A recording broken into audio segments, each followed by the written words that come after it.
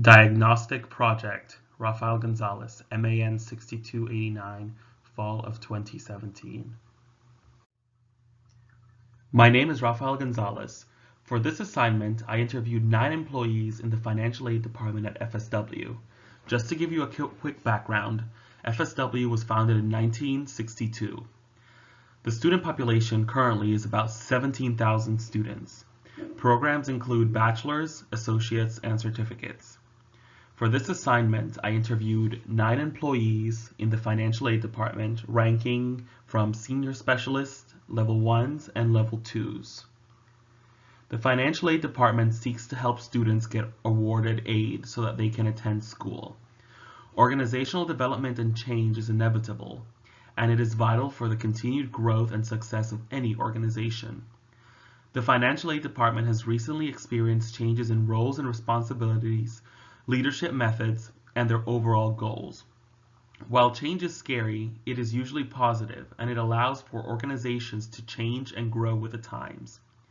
It is also important to remember that not everyone will see change as positive, and happiness will vary depending on specific changes, the size of the organization, and the needs of the organization.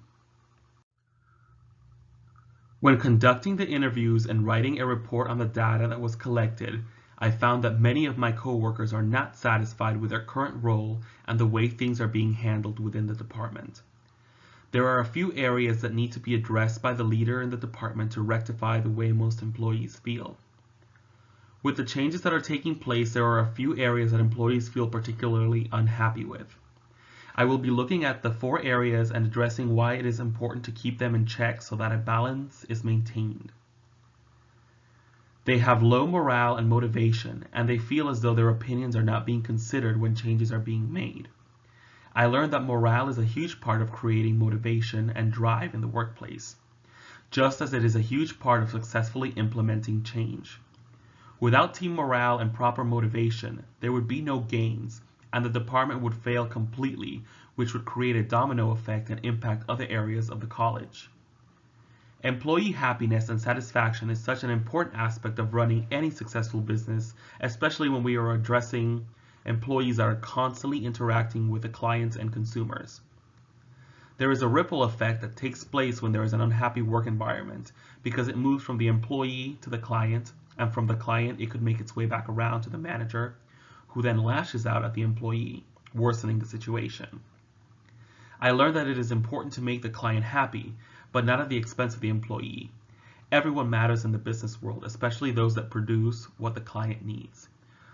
So to sum it up, it is important to keep your employees happy because at the end of the day, it affects how they interact with others, how production works, and how the department as a whole would benefit. Resistance to change was another area that I found was very important to address. I learned that resistance to change can be experienced by anyone, and that we all have some form of resistance to any change that we experience in our lives. The higher-ups in the financial aid department are very much more of an authoritative bunch. It's very clear that there is a their way or the highway kind of aspect to their leadership. So they think that these are the rules and this is how you follow them and this is the only way that it can be done. But it has to do with them feeling comfortable with an old and outdated approach instead of trying to compromise and change with the times.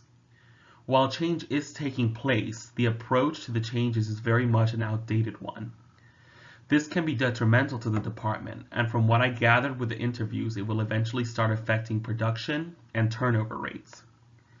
As a leader, it is important to take your employees' opinions into account, and it is also important to work with them as a team to better the workplace so that processes flow smoothly. There is also some resistance to change coming from the side of the employees. At times, employees can become lazy and comfortable with their role, and they can be resistant to change and become irritated when it is introduced. So a comfortable medium must be reached from both sides to produce a conducive work environment and create quality work. There must be a compromise. It's called teamwork, and everybody needs to listen and communicate.